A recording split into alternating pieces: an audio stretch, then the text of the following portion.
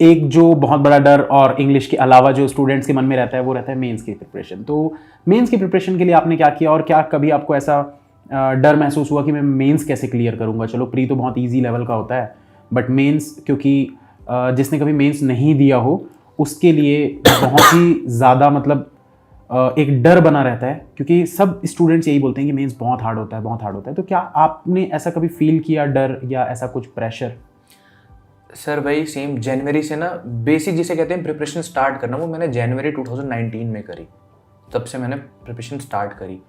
तो जिस दिन पहले दिन प्रिपरेशन स्टार्ट करी थी ना, उसी दिन सोच लिया था कि तैयारी ऐसे करनी है मेंस के लिए, क्योंकि IBPS PO का प्री क्लियर कर लिया था तो कॉन्फिडेंस था कि प्री क्लियर कर लूँगा। मेंस नहीं हुआ था और लोग ये कहते थे कि आपको मेंस में कट ऑफ से 25 नंबर ऊपर लाने हैं तो आप श्योर मानो कि आपका सिलेक्शन होगा। तो पहले दिन से सोच रखा था कि मेंस को, तो अपना IBPS का स्कोर एनालाइज किया। मैथ्स में बहुत टफ आई थी, मैंने 15 स्कोर किया था उतनी टफ में, तो मैथ्स में मैं कॉन्फिडेंट था कि हाँ मैं कर लूँगा। रीजनिंग में बहुत पुअर स्कोर था, क्योंकि सेम मैंने उससे पहले रीजनिंग पढ़ी नहीं थी, जनवरी में स्टार्ट करी, और करंट अफेयर में बहुत कम स्कोर था। तो बस ये सोचा कि इन दो चीज़ों को अपने स्ट्रॉन्ग करना है। अब क्या होता है सर, हमारा ना बैंकिंग का क्या स्ट्रक्चर है, आपको स्टार्टिंग के 6 महीने मिलते हैं तैयारी करने को, अपना बेस क्लियर करने को, जनवरी टू जून। और जून टू दिसंबर का जो महीना होता है वो हमारा एग्जाम सेशन होता है। इसमें आपके हर महीने हर एक वीक एग्जाम होगा, हर नेक्स्ट वीक आपका कोई ना कोई प्री मेंस चलता रहेगा। सेम वही चीज़ मैंने कैलेंडर देख रखा था बैंकिंग का, जैन फेब मार्च रखा बेस क्लियर करने के लिए। मार्च से स्ट्रैटेजी बनाई थी कि मॉक टेस्ट दूंगा।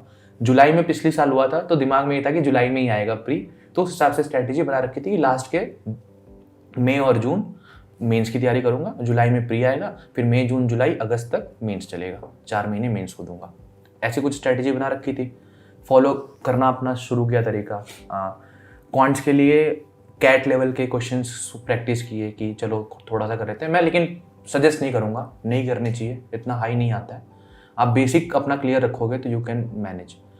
मैंने सिर्फ ये चीज़ स्टार्ट करा कि करंट अफेयर पे बहुत फोकस किया, डेली एक करंट अफेयर की वीडियो देख ली, कुछ भी, उससे अपने पर्सनल नोट्स बनाए, अपने पर्सनल नोट्स को हर 10 दिन 15 दिन पर एक बार पढ़ लिया।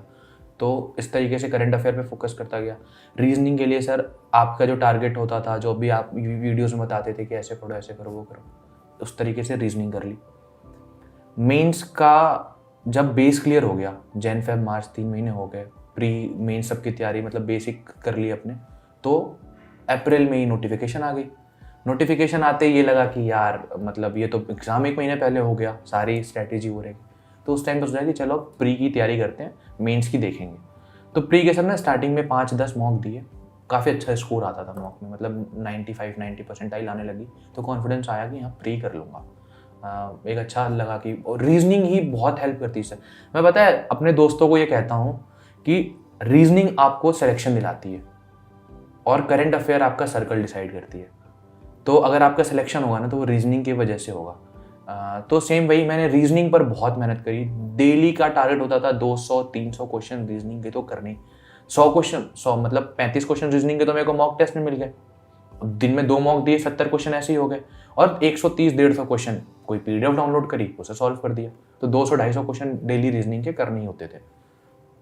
रीजनिंग करते करते गए, प्रैक्टिस होती गई, एक फ्लो बनता गया, कॉन्फिडेंस आ गया। जब मॉक में नंबर आना अच्छा लगा ना, तो फिर मेंस का ये कोई मॉक नहीं दिया मेंस का, मेंस के सिर्फ 10 मॉक दिए मैंने। रीजनिंग के तो सर मैंने मतलब प्री के अराउंड 120 मॉक दे रखे हैं। मेरे को आज भी याद है 4-5 अलग अलग वेबसाइट्स, बैंकिंग क्रॉनिकल का मॉक मेरे को बहुत ही मतलब जिसे कहते हैं ना एग्जाम लेवल का, वैसा लगा था। बाकी भी टेस्ट सीरीज हैं, बाकी भी हैं, किसी का थोड़ा ज़्यादा होता है, किसी का तो बिल्कुल ही इरेलीवेंट होता है। मतलब वो मॉक की पता नहीं बच्चों को डीमोटिवेट करने के लिए बनाया गया, ऐसा लगता है। कुछ आपका कैसा था कि एग्ज़ाम लेवल का था, आपके मॉक में I was able to score around 70-65, तो लगता था कि हाँ। और पहले एक बार IBPS PO प्री दे रखा था तो पता था कि पेपर ऐसा ही आता है। तो वही तो मेंस के लिए क्या करता था, हर 1-2 दिन पर एक बार कोई अच्छे लेवल की DI सॉल्व कर ली, IBPS PO का प्रीवियस ईयर DI सॉल्व कर ली, रीजनिंग का प्रीवियस ईयर का कोई क्वेश्चन सॉल्व कर लिया।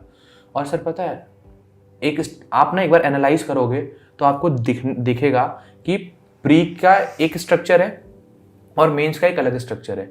मेंस में क्या होता है, रीजनिंग में नए तरीके के क्वेश्चन आते हैं और वो अच्छी मतलब वो ज़्यादा इजी होते हैं करना रेदर देन पुराने तरीके के क्वेश्चन, क्योंकि नए तरीके के क्वेश्चन बच्चे छोड़ते हैं देख करके कि यार ये क्या ताश के पत्तों का डिजाइन बना हुआ है, ये क्वेश्चन कैसे होगा। हमारे SBI PO के मेंस में था डायरेक्शन का एक क्वेश्चन, जिसमें डायमंड और क्लब और ये सारे सिंबल्स बने हुए थे और उनका एक एक मीनिंग दे रखा था कि diamond means 10 metre to left, club means 10।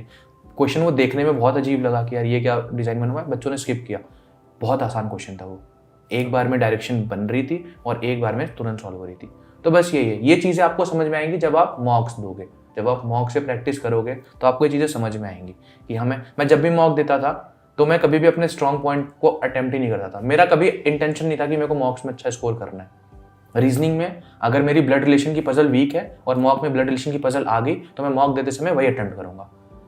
Always while you are preparing for battle, prepare for the worst situation. तो मैं बस, मेरा यही प्लान था कि जब मैं तैयारी कर रहा हूँ, क्योंकि जो इजी लेवल के क्वेश्चन हैं, जो ऐसे हैं, वो तो मैं एग्जाम में कर ही लूंगा। जो मेरे को नहीं आता, मेरे को वो सीखना है, तो मॉक में वो प्रैक्टिस करता था।